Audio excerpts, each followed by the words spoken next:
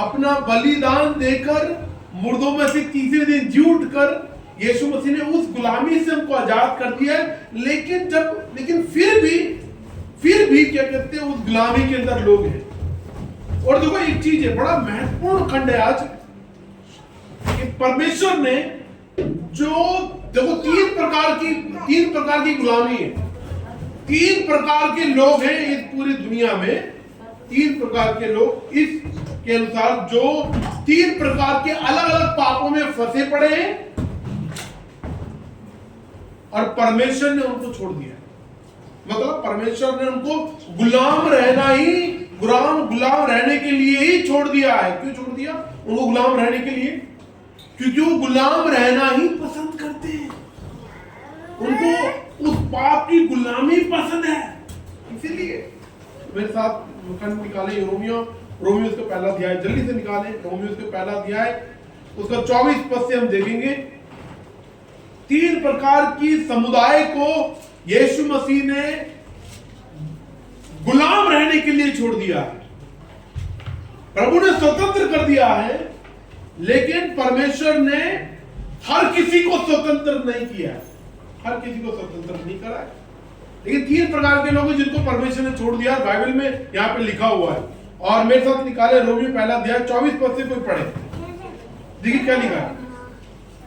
24 से बुलंद आवाज में पढ़े। इस कारण परमेश्वर ने उन्हें उनके मन की अभिलाषाओं के अनुसार अशुद्धता के लिए छोड़ दिया। ठीक है, तो क्या बता रखा है यहाँ पे? परमेश्वर ने उन्हें उनकी मन की अभिलाषाओं के कारण अशुद्धता के लिए छोड़ दिया। यीशु मसीह क्या करते हैं हमको? यीशु मसीह क्या करते हैं हमको? शुद्ध करते हैं। यीशु मसीह हमको शुद्ध करते हैं। यीशु मसीह हमको पवित्र करते हैं। यीशु मसीह जब चुनते हैं तो प्रभु यीशु मसीह चाहते हैं कि जैसे वो पवित्र है वैसे ही हम भी पवित्र जीवन। लेकिन यहां बता रखा है कि परमेश्वर ने लोगों को छोड़ दिया है। क्यों छोड़ दिया? क्योंकि उनके अशुद्धता के लिए उनको छोड़ दिया है कि वे आपस में शरीरों का अनादर करें। देखो क्या लिख रखा आगे 25 में, क्योंकि उन्होंने परमेश्वर की सच्चाई को बदलकर झूठ बना डाला और सृष्टि की उपासना और सेवा की न कि उस सृजनहार की जो सदा धन्य है। ठीक है, तो यहाँ पर परमेश्वर ने पहले प्रकार के लोगों को उनकी अशुद्धता के कारण छोड़ दिया। क्यों छोड़ दिया? क्योंकि उन्होंने परमेश्वर को छोड़कर सृष्टि की आराधना करनी चालू कर दी है, इंसानों की आराधना करनी चालू कर दी है। जो भी चीज उनको नजर आ रही है उस चीज की उन्होंने आराधना करनी चालू कर दी और उसकी आराधना कर रहे हैं। और परमेश्वर बोल रहा है कि परमेश्वर ने उनको क्या कर दिया है? इस प्रकार के लोगों को क्या कर दिया? छोड़ दिया। इसको अगर हमारे कॉन्टेक्स्ट में देखें, मसीहत की कॉन्टेक्स्ट में देखें, मसीही संदर्भ में देखें, तो यहां पर जिनको प्रभु चुनना नहीं चाह रहे, जिन पर प्रभु का अनुग्रह नहीं है, जो आजादी के जो गुलामी के अंदर है, लेकिन जब प्रभु हमको चुन लेते हैं उसके बावजूद भी हमारे अंदर कोई ना कोई एक ऐसी चीज बन जाती है, अगर जो प्रभु को लेकर गंभीर नहीं होते, जो परमेश्वर की जगह ले लेती है मूर्त के समान।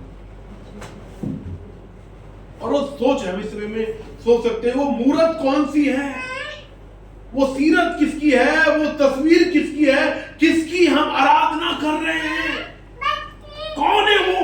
परमेश्वर है तो प्रभु का धन्यवाद। लेकिन सोचिए हम मसीह हैं, हमें बहुत ही सावधानी से, बहुत ही गंभीरता से सोचने की जरूरत है कि क्या सच में मैं परमेश्वर की आराधना, सच में मेरे जीवन में प्रभु आगे है या कोई और है जिसने उस परमेश्वर की जगह ले रखी है? हम उसकी गुलामी में आगे। प्रभु ने पाप की गुलामी से आपको स्वतंत्र कर दिया है। समझ रहे हैं आप? परमेश्वर ने हमारे भूत, वर्तमान और भविष्य के पापों को क्षमा कर दिया है।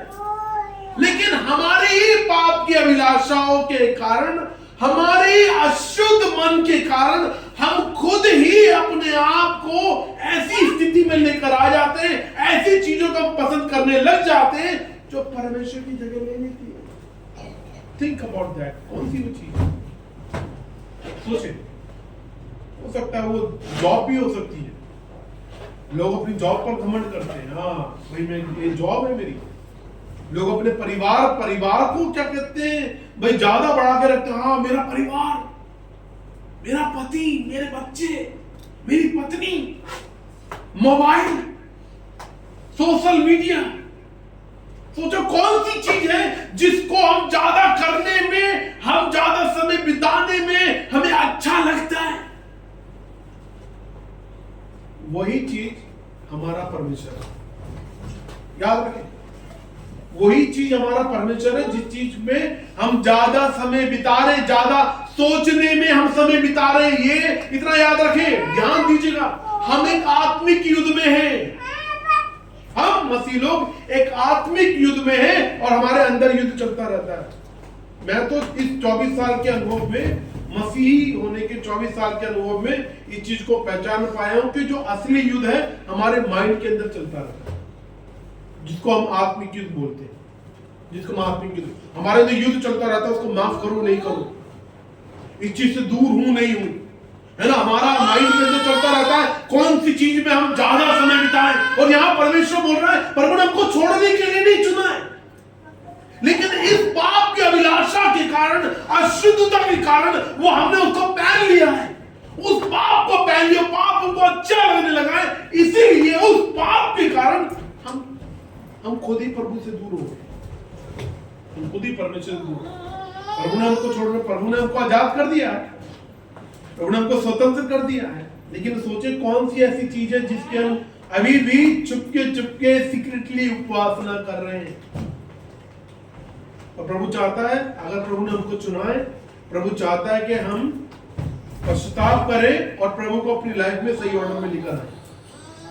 पहला किनको छोड़ दिया परमेश्वर ने? किनको छोड़ दिया? जिन्होंने प्रभु की आराधना करने की बजाय और चीजों की आराधना करने लगे। उनकी अशुद्धता के लिए, उनके अभिलाषाओं के अनुसार उनकी अशुद्धता के लिए छोड़ दिया। दूसरे देखें 26 से पढ़े, 26-27। इसलिए परमेश्वर ने उन्हें नीच कामनाओं के वश में छोड़ दिया। ठीक है, परमेश्वर ने दूसरे लोगों को छोड़ दिया जो जिनके अंदर नीच कामनाएं आ रही है, मतलब एडल्ट्रीज आ रही है, व्यभिचार की बातें आ रही है।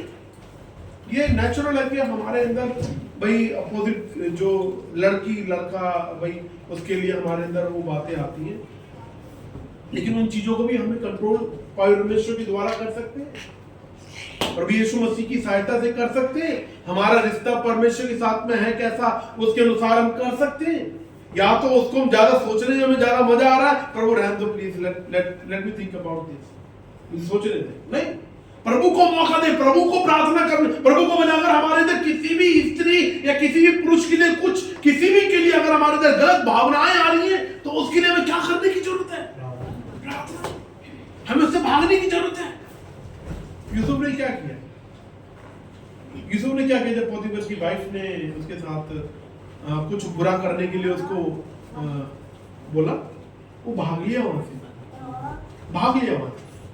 और हमें भागने की जरूरत है उन विचारों से, उन नीच बातों से, उन बेकार की बातों से जो व्यभिचार की है, जो बेकार की है, जो प्रभु को खुश नहीं करती, ऐसी बातों से भागने की जरूरत है। और परमेश्वर बोल रहा है कि उनको प्रभु ने छोड़ दिया। देखो यहाँ पर थोड़ा एडवांस है, यहाँ पर आगे देखिए क्या लिख रखा है।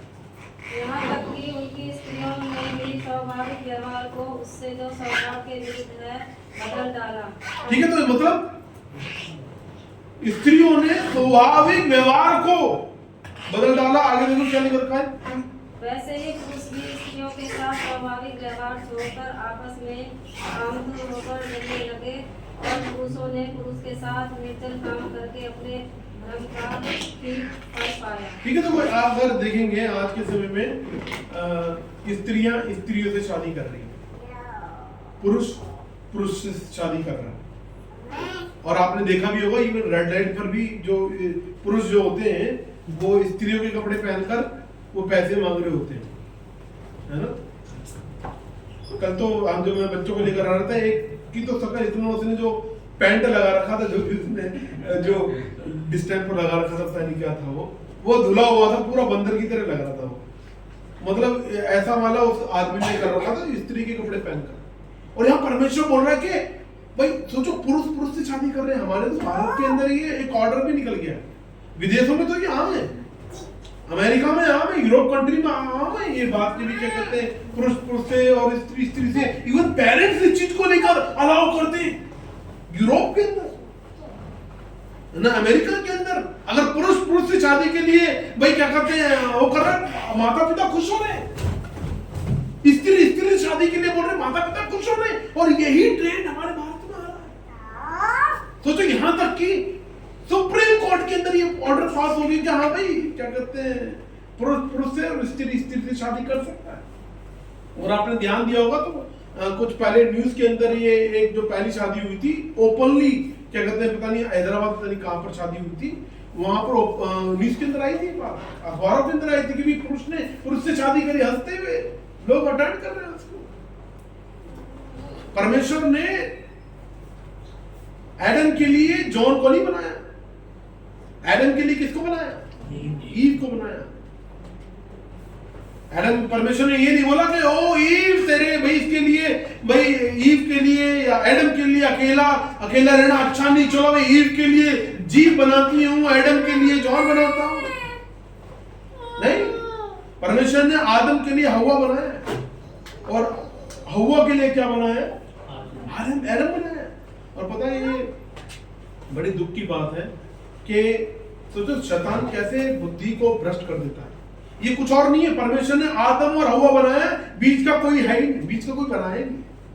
जैसे बोलते ना अभी ये तो भाई ये जो जिनको हम किन्नर बोलते हैं ये भाई ईश्वर की ओर से नहीं, ये क्या कहते हैं, हार्मोन डिसऑर्डर है।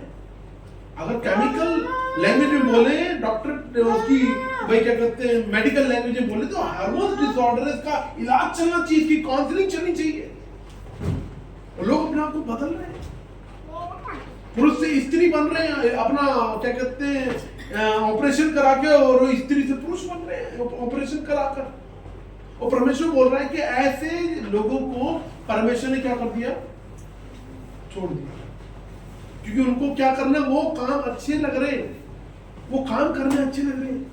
सोचो कई ऐसी कलीसियाएं भी हैं जहां पर सिर्फ जो ये पुरुष गे जिनको गे बोलते हैं, लेस्बियन जिनको बोलते हैं इंग्लिश के अंदर, जो स्त्री स्त्री को पसंद करती हैं, पुरुष पुरुष को पसंद करते हैं, ऐसे चर्चेस हैं जिनमें जाते हैं। सोचो क्या शिक्षा होती है वहां पर, लोग वहां जाते हैं। वो परमेश्वर बोल रहा है कि ऐसी कलीसियाओं को, ऐसे लोगों को, ऐसे पुरुषों को, ऐसी स्त्रियों को, ऐसी लड़कियों को, ऐसे लड़कों को परमेश्वर ने क्या कर दिया, छोड़ दिया, छोड़ दिया। और इसको हम अपने कॉन्टेक्स्ट में कैसे ले सकते हैं, अगर आपको बचाना है, we have to save ourselves। किसके द्वारा, पवित्र आत्मा की सहायता के द्वारा। हमें अपने आप को बचाना है व्यभिचार की ऐसी बातों को जो हमारे अंदर दूसरों के लिए नहीं आनी चाहिए। और तीसरे किनको छोड़ दिया है, 28 से पढ़े। जब उन्होंने परमेश्वर को न पहचाना चाहा तो परमेश्वर ने उन्हें भी उनके निकम्मे मन पर छोड़ दिया। ठीक है, पहले भाई उनको अशुद्धता के कारण छोड़ दिया, दूसरे नीच कामनाओं के कारण छोड़ दिया, और चौथा उनके निकम्मे मन के कारण छोड़ दिया। किसी कारण छोड़ दिया, मतलब सोचो प्रभु छोड़ना नहीं चाह रहा, लेकिन उनको वही पसंद है, उनको अंधकार ही पसंद है, उनको परमेश्वर पसंद नहीं है, परमेश्वर की बातें पसंद नहीं।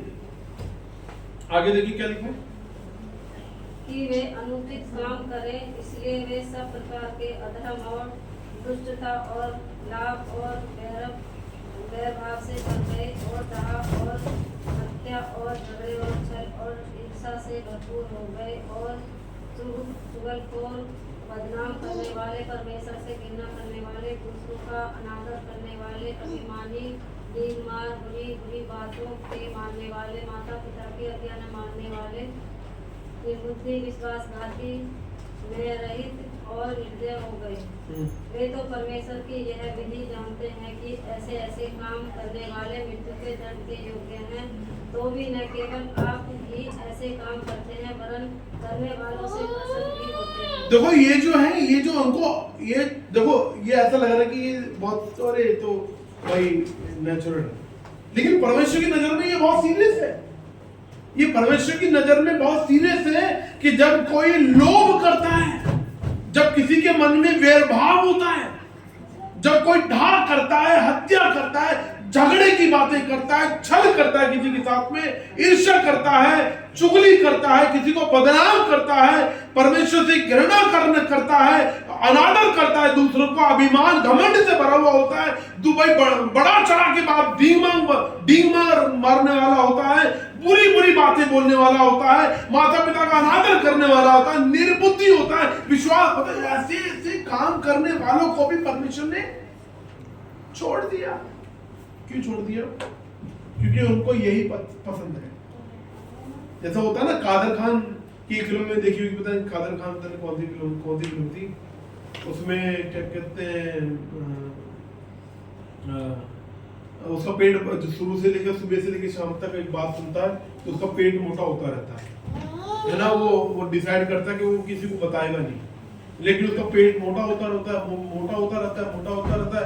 लेकिन क्या करता है वो एंड में, वो जो भी कुछ किसी की चुगली सुनता है, किसी की बुरी अच्छी बात सुनता है, किसी को पास जाके बोलता है, और जब उसका पेट एकदम से अंदर हो जाता है। पता नहीं देखी नहीं देखी, मुझे बड़ा इंटरेस्टिंग थी लगी। क्या ही लोग इसी प्रकार से होते हैं, वो दूसरों की सुनना पसंद करते हैं ताकि भाई दूसरों को जाकर बता दें और क्या कर सके उनको मसीह। और प्रभु बोले नहीं, ऐसा नहीं करना, वैभाव नहीं करना, गुस्से नहीं करना, लड़ाई नहीं करना। हमें देखो, ये हमें आपको अपने आप को क्या करना है, पवित्र आत्मा की सहायता से अपने आप को अनुशासित करना है, ताकि इन सारी बातों से हम उभर जाए। प्रभु नहीं चाहता कि हम गुलामी में रहे इसके, प्रभु नहीं चाहता कि हम किसी भी, प्रभु ने हमको स्वतंत्र कर दिया। सच्ची स्वतंत्रता यही है कि यीशु ने हमको पाप की गुलामी से क्या कर दिया, आजाद कर दिया। सच्ची स्वतंत्रता यही है कि हम जो नरक की गुलामी में जाने वाले थे, नरक में इटर्निटी के लिए जाने वाले थे, परमेश्वर ने उससे हमको क्या कर दिया, आजाद कर दिया। हमारे मरकर वो जी उठा। तो इसलिए भैया हमको अपना माइंड, अपने दिल को, अपने दिमाग को पवित्र आत्मा के हाथ में सौंपना करो। तू कंट्रोल कर, पवित्र आत्मा परमेश्वर तू नियंत्रण कर इसका, ताकि मेरे इस दिमाग के द्वारा जो अंदर युद्ध चलता रहता है, मेरे अंदर जो युद्ध चलता रहता है, इसके हर एक बातों के द्वारा मैं प्रभु की महिमा कर सकूं, मैं पिता परमेश्वर के प्रेम में बढ़ सकूं। तो जो कौन से ऐसा पाप है, हम सोचे इस समय में, जिसकी गुलामी में हम अभी भी हैं, उसको हमने निकलने नहीं दिया है, और हमसे बेहतर कोई नहीं जानता। हम उससे स्ट्रगल कर रहे हैं। अगर प्रभु ने हमको चुना है तो उससे स्ट्रगल कर रहे हैं। पवित्र आत्मा को बार बार बोल रहा है कि भाई बेटी, मेरे बेटे, इस पाप की गुलामी से बाहर निकल जा। मैंने तुझे गुलाम होने के लिए नहीं चुना, मैंने तुझे स्वतंत्र होने के लिए चुना है। इस पाप को मेरे हाथ में सौंप और मुझसे प्रार्थना कर। क्या हम प्रार्थना करने के लिए तैयार हैं?